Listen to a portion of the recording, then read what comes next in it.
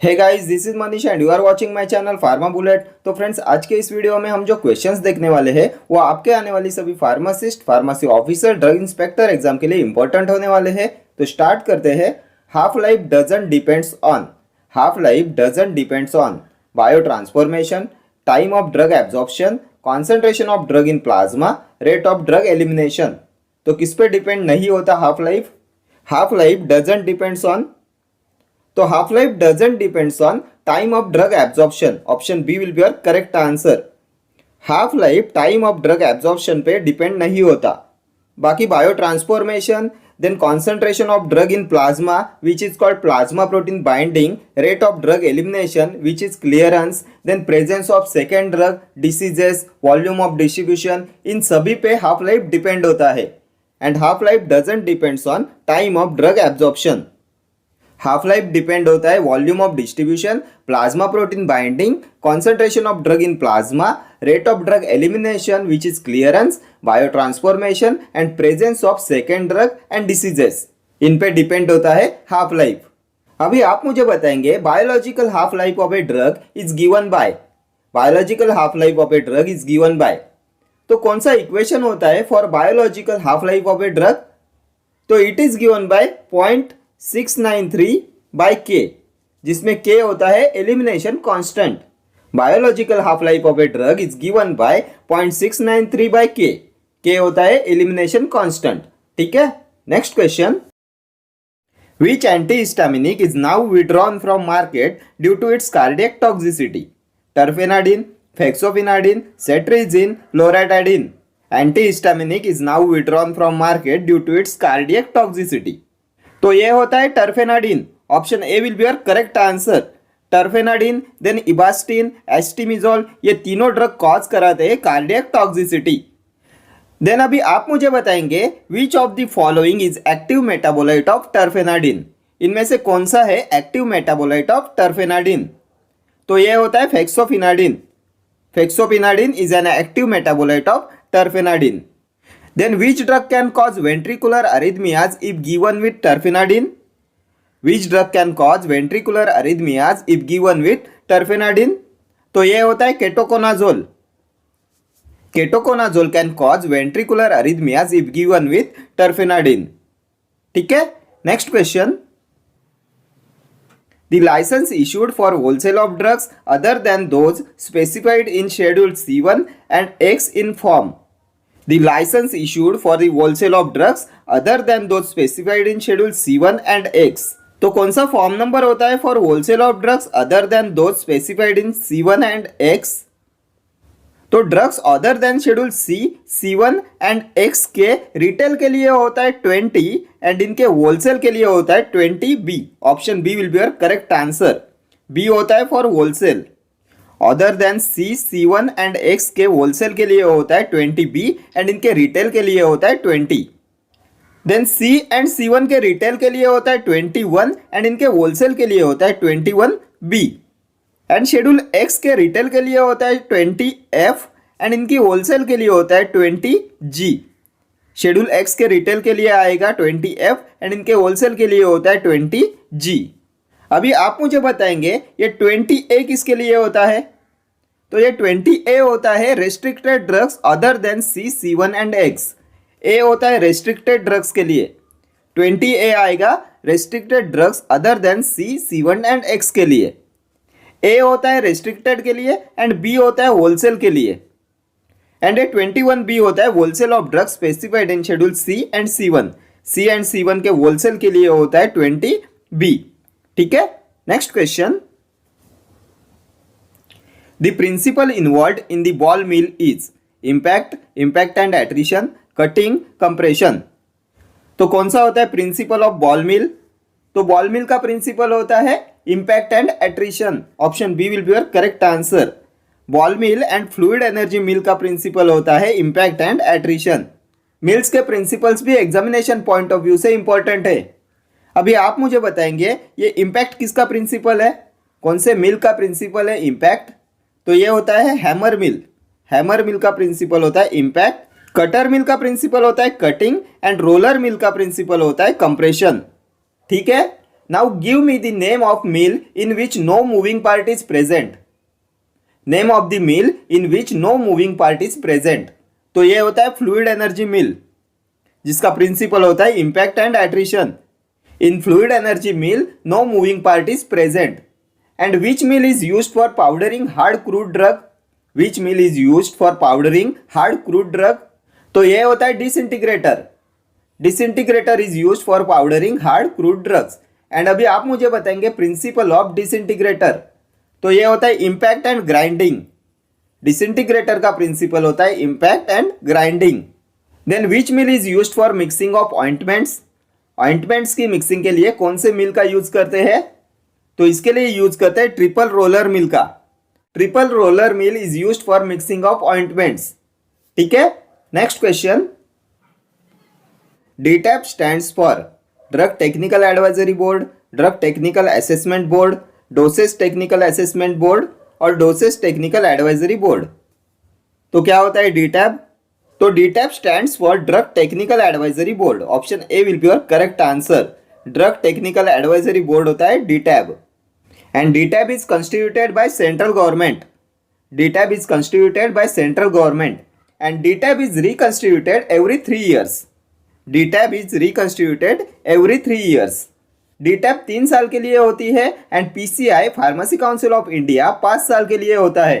DTAB is reconstituted every 3 years and PCI is reconstituted every 5 years. Then अभी आप मुझे बताएंगे who is the chairman of DTAB। DTAB का chairman कौन होता है? तो ये होता है director general of health services. Director general of health services होता है chairman of DTAB। Then what is the main function of DTAB? DTAB का मेन फंक्शन क्या होता है? तो ये एडवाइस करती है government of India on the matters of drugs. Last year exam में पूछा हुआ क्वेश्चन है main function of DTAB, drug technical advisory board. तो advise government of India on the matters of drugs होता है main function of DTAB। Then इसमें members कितने होते हैं? DTAB में मेंबर्स कितने होते हैं? तो इसमें होते हैं एक्स ऑफिशियो मेंबर्स 8, देन इसमें नॉमिनेटेड मेंबर्स होते हैं 5 एंड इलेक्टेड मेंबर्स होते हैं 5। टोटल होते हैं 18 मेंबर्स। DTAB में टोटल 18 मेंबर्स प्रेजेंट होते हैं। 8 होते हैं एक्स ऑफिशियो मेंबर, 5 होते हैं नॉमिनेटेड एंड 5 होते हैं इलेक्टेड मेंबर्स। ठीक है, next question. Cotrimoxazole contains trimethoprim and dash sulfamethoxazole, sulfasalazine, salazopyrin, pyrimethamine. तो किसका कॉम्बिनेशन होता है कोट्रिमोक्साजोल? तो कोट्रिमोक्साजोल होता है trimethoprim and sulfamethoxazole. Option A will be your correct answer. Cotrimoxazole contains trimethoprim and sulfamethoxazole. अभी आप मुझे बताएंगे इनका रेशियो क्या होता है कोट्रिमोक्साजोल में? सल्फामिथोक्साजोल एंड ट्राइमिथोप्रिम का रेशियो क्या होता है? एक बार एग्जाम में पूछा हुआ एक क्वेश्चन है, रेशियो ऑफ सल्फामिथोक्साजोल एंड ट्राइमिथोप्रिम इन कोट्रिमोक्साजोल। तो ये होता है 5:1 रेशियो। इसमें सल्फामिथोक्साजोल होता है 5 पार्ट एंड 1 पार्ट होता है ट्राइमिथोप्रिम। 5:1 रेशियो होता है sulfamethoxazole to trimethoprim. Then which of the following drugs is used in ulcerative colitis? इनमें से कौन सा ड्रग यूज करते हैं इन अल्सरेटिव कोलाइटिस? तो ये होता है सल्फासैलाजिन। सल्फासैलाजिन is used in ulcerative colitis. Then which of the following is not a topically use sulfonamide? इनमें से कौन सा टॉपिकली यूज सल्फोनामाइड में नहीं आता? Not a topically use sulphonamide. तो ये भी होता है सल्फासैलाजिन। सल्फासैलाजिन is not a topically used sulphonamide. Next question. Benzidine test is used to detect dash in urine, blood, glucose, uric acid और प्रोटीन। तो किसके लिए होता है benzidine test? Benzidine test is used to detect dash in urine. तो ये हो जाएगा blood. Option A will be your correct answer. Benzidine test is used to detect blood in urine. Next question. Minimum area of the shop to obtain a wholesale licence to sell and stock drugs shall be 5 square metres, 10 square metres, 15 square metres, 20 square metres. तो कितना minimum area required होता है to obtain a wholesale licence to sell and stock drugs? तो ये होता है 10 square metres. Option B हो जाएगा आपका correct answer. 10 square metre minimum area required होता है to obtain wholesale licence to sell and stock drugs. अभी आप मुझे बताएंगे होलसेल प्लस रिटेल दोनों के लाइसेंस के लिए कितना मिनिमम एरिया रिक्वायर्ड होता है। तो होलसेल प्लस रिटेल दोनों के लाइसेंस के लिए मिनिमम एरिया रिक्वायर्ड होता है 15 स्क्वायर मीटर्स। ओनली होलसेल के लिए होता है 10 square metre and wholesale plus retail के लिए होता है 15 स्क्वायर मीटर्स। ठीक है, next question. Creatine clearance is used as a measurement of renal excretion rate, glomerular filtration rate, active renal secretion, passive renal absorption. Creatine clearance is used as a measurement of, तो किसके लिए use करते हैं creatinine clearance का? तो इसे use करते हैं as a measurement of GFR. Option B will be your correct answer. Creatine clearance is used as a measurement of glomerular filtration rate. अभी आप मुझे बताएंगे नॉर्मल GFR कितना होता है? नॉर्मल ग्लोमेरुलर फिल्ट्रेशन रेट, तो इन healthy adult glomerular filtration rate होता है 125 ml पर मिनट. 125 ml पर मिनट होता है normal GFR in healthy adult. And GFR of the drug is affected by it's plasma protein binding. GFR of the drug is affected by it's plasma protein binding. ठीक है, next question. The main function of central drugs laboratory is to analyze drugs and cosmetics, to frame education regulations, to advise the central government, to advise the state government. क्या होता है main function of central drugs laboratory? तो ये होता है to analyse drugs and cosmetics. Option A will be your correct answer. To analyse drugs and cosmetics होता है main function of central drugs laboratory. कहाँ पे है सेंट्रल ड्रग्स लेबोरेटरी? तो CDL central drug laboratory is situated at Calcutta. Repeatedly ask question है ये. CDL is situated at Calcutta and इसका function होता है टू एनालाइज द ड्रग और cosmetic sample. Next question. Coca, opium and hemp come under insecticide act, pharmacy act, poisons act, dangerous drug act. तो किसमें आता है कोका, ओपियम एंड हेम्प? तो ये आता है डेंजरस ड्रग एक्ट में. Option D will be your correct answer. Coca, opium and hemp come under dangerous drug act. कब बना था डेंजरस ड्रग एक्ट? तो dangerous drug act was passed in 1930. Dangerous drug act was passed इन 1930. अभी आप मुझे बताएंगे insecticide act कब बना था? Insecticide act was passed in, तो ये पास हुआ था 1968 में. Then pharmacy act was passed in 1948 and first pharmacy council of India बना था 1949 में.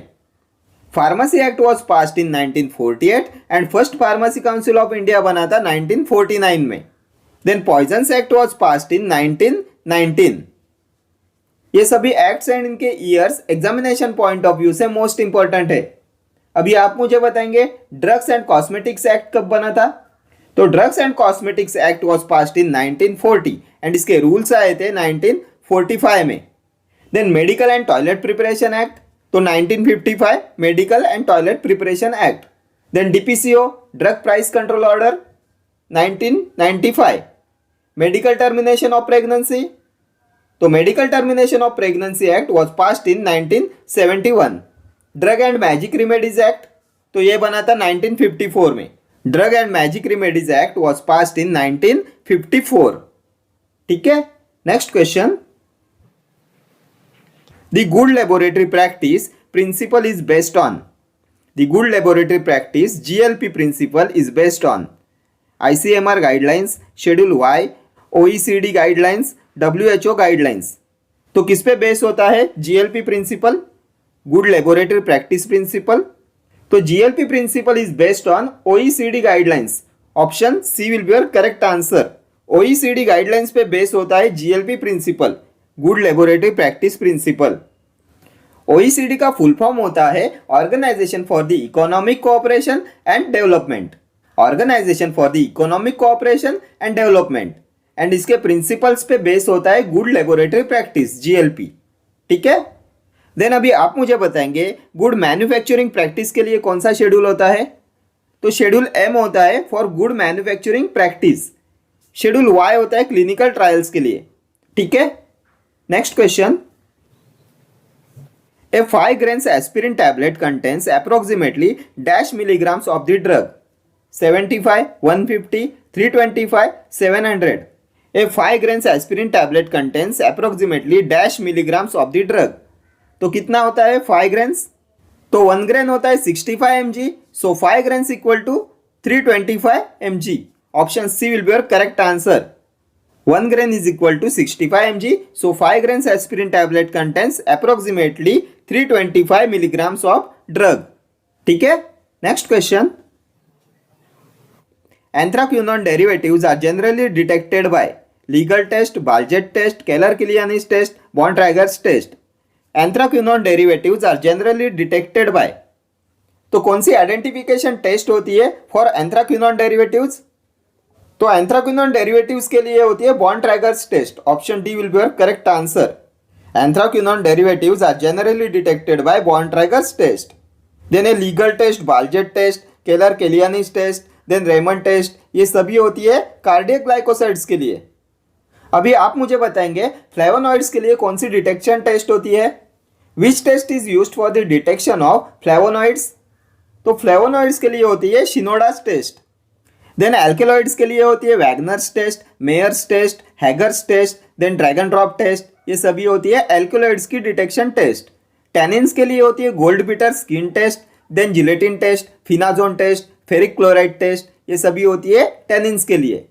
और एक टेस्ट पे एग्जाम में क्वेश्चन पूछा जाता है, साइनोजेनिक ग्लाइकोसाइड्स के लिए कौन सी टेस्ट होती है? तो ग्रिग्नार्ड्स टेस्ट होती है साइनोजेनिक ग्लाइकोसाइड्स के लिए। ठीक है, Grignard's test. Next question. Which of the following laboratory or organization in the Apex laboratory, the function of Central Drugs Laboratory is for testing of oral polio vaccine? Pasteur Institute of India, Kunnur, Veterinary Research Institute, Central Drugs Laboratory, Central Drugs Testing Laboratory. Which of the following laboratory or organization in the Apex laboratory is for testing of oral polio vaccine? तो इनमें से कौन सा organisation होता है for testing of oral polio vaccine?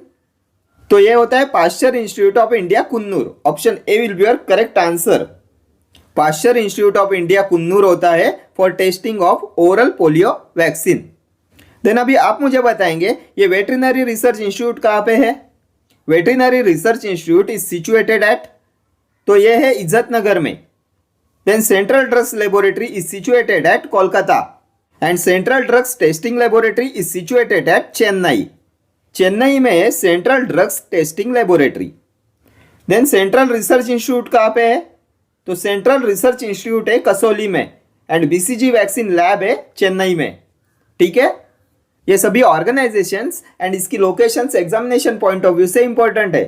Next question. The sample taken by the drugs inspector are sent for analysis to the drugs controller, any testing laboratory, the government analyst, any of the above. The sample taken by the drug inspector are sent for analysis to. तो कहाँ पे भेजा जाता है sample taken by the drug inspector for analysis? तो sample of drugs taken by the drug inspector are sent for analysis to government analyst. Option C will be your correct answer, government analyst. अभी आप मुझे बताएंगे person in charge of state drugs laboratories. कौन होता है in charge of state drugs laboratories? तो ये होता है government analyst. Then government analyst is appointed under section, कौन से सेक्शन के अंडर गवर्नमेंट एनालिस्ट को अपॉइंट किया जाता है? तो ये होता है सेक्शन 20 होता है section for government analyst. And government analyst for Ayurvedic सिद्धा एंड यूनानी medicine is appointed under section 33F।